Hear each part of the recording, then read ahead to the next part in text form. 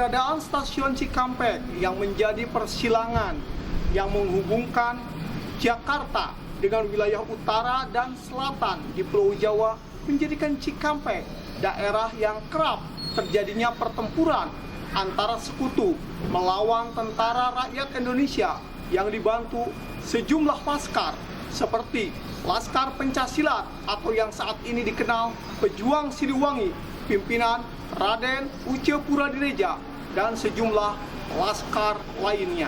Lapangan PI yang saat ini wilayah Desa Cikampek Selatan, Kecamatan Cikampek, Kabupaten Karawang menjadi saksi bisu kegigihan para pendekar silat atau pejuang Siliwangi dalam merebut kemerdekaan Republik Indonesia. Beberapa pertempuran yang dipimpin Raden Uce Puradireja atau yang dikenal Amapura terjadi menjelang berakhirnya penjajahan Belanda di Nusantara hingga pemerintah Belanda Nika yang membonceng sekutu berupaya merebut kembali Indonesia setelah proklamasi kemerdekaan RI. Dahulu lapangan PI atau sekitarnya merupakan hutan karet. Di tempat itulah Amapura dan pasukan pencaksilat atau pejuang Siliwangi berkumpul, kemudian menyiapkan strategi untuk menyerang markas Belanda di Cikampek Kota yang jaraknya hanya sekitar 1,5 kilometer. Sekitar awal Maret 1945, para pendekar pencaksilat atau pejuang Siliwangi melakukan penyerangan terhadap markas Belanda di Gang Dipo Cikampek. Penyerangan tersebut membuat Belanda kewalahan. Pasukan pencaksilat itu bersitegang dengan Belanda di stasiun Cikampek. Karena Belanda itu ingin menguasai Cikampek karena merupakan jalur sentral antara timur dan selatan. Nah, akhirnya pasukan AMA itu terkonsentrasi juga di Cikampek untuk mengalahkan pasukan-pasukan Belanda yang ada di sekitaran stasiun Cikampek. AMA beserta pasukannya menggempur Belanda yang berada di stasiun Cikampek. Akhirnya Belanda kalah, seluruh senjatanya itu diambil oleh pasukan AMA. Akhirnya diserahkan ke divisi-divisi perlawanan karena pejuang zamannya AMA itu mereka tidak menggunakan senjata api, lebih ke golok. Setelah kemerdekaan Republik Indonesia, pemerintah sipil Belanda Nika dengan membonceng sekutu kembali ke Indonesia pada 15 September 1945. Mereka melucuti persenjataan dari Nippon yang kalah Perang Dunia II sambil berupaya merebut kembali Indonesia sebagai jajahan Belanda.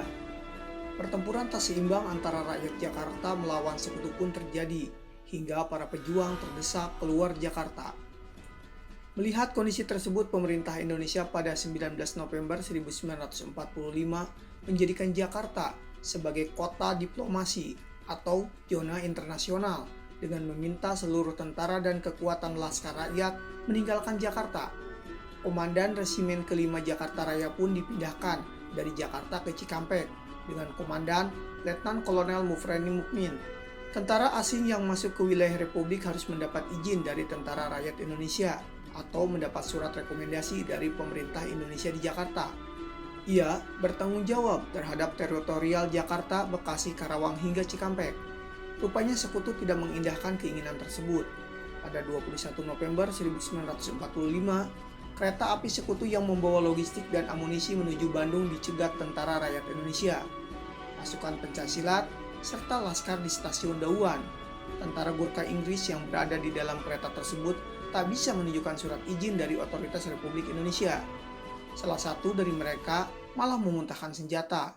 Aksi tersebut pun dibalas oleh tentara rakyat Indonesia Resimen ke-5 Cikampek beserta para laskar. Majalah Historia menyebut puluhan tentara Inggris tewas, 4 orang ditahan, sedangkan dari pihak Republik tak ada korban jiwa. Logistik dan persenjataan disita, sedangkan 4 tawanan ditukar dengan 8 tawanan dari Cipinang, termasuk penyair Chairil Anwar. Sepekan setelah peristiwa tersebut, tepatnya 29 November 1945, pendekar pencaksilat atau pejuang Siliwangi juga membantu Laskar Bekasi dan pasukan Hizbullah pimpinan Kiai Haji Nur Ali untuk menghadang sekutu yang merangsak Bekasi dalam upaya mereka membebaskan 25 tentara yang sebelumnya melakukan pendaratan darurat di Rawagatal Caku. Dalam pertempuran stasiun Kranji Bekasi, Pendekar pencak silat pejuang Siliwangi pimpinan Amapura berhasil memukul mundur sekutu yang dilengkapi dengan 4 tank Stuart serta 50 truk yang menyusul di belakangnya. Pasukan tank kavaleri yang terhenti karena adanya palang pintu kereta api itu pun rupanya lengah.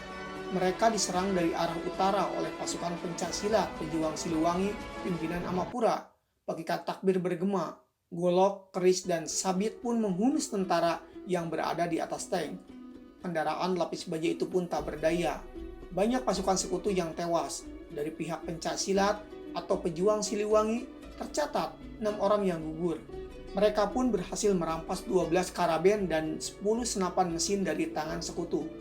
Di hari yang sama terjadi pertempuran di Pondok Ungu Sasakapu.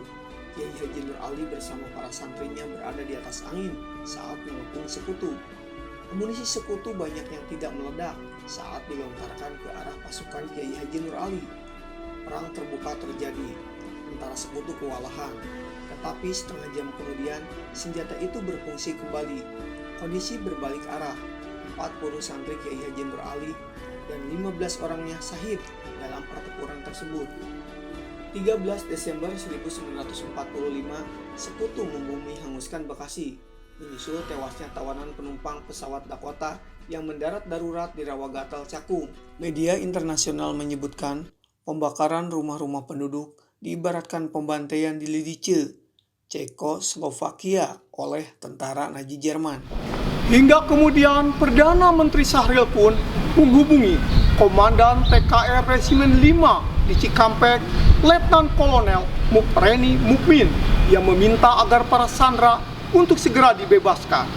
Namun, upaya pembebasan para sandera pun gagal karena Laskar Bekasi telah terlebih dahulu mengeksekusi 25 tentara sekutu.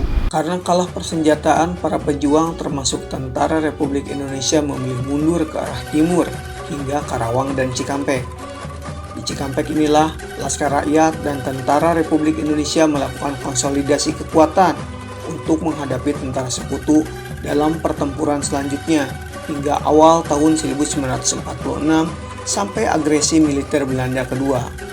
Lapangan PI atau pasukan inti pencaksilat sebagai bukti kekuatan rakyat bersama tentara mengusir penjajah. Memang semenjak saya kecil itu sering banyak nemuin pelor. Nah, kadang-kadang sering dijadiin timah buat mancing. Kadang-kadang saya pungutin dijual gitu. Pelor itu udah dipakai ya. Udah dipakai, bukan pelor utuh. Udah terbuka, mungkin bekas ya, nggak ngerti lah. Pernah latihan tembak atau apa gitu kan, saya nggak ngerti.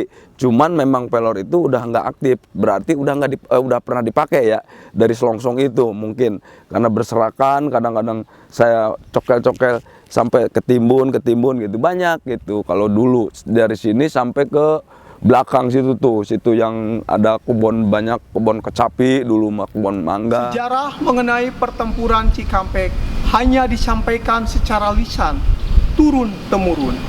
Saatnya kita membuka lembaran baru dengan mengungkap peristiwa masa lalu.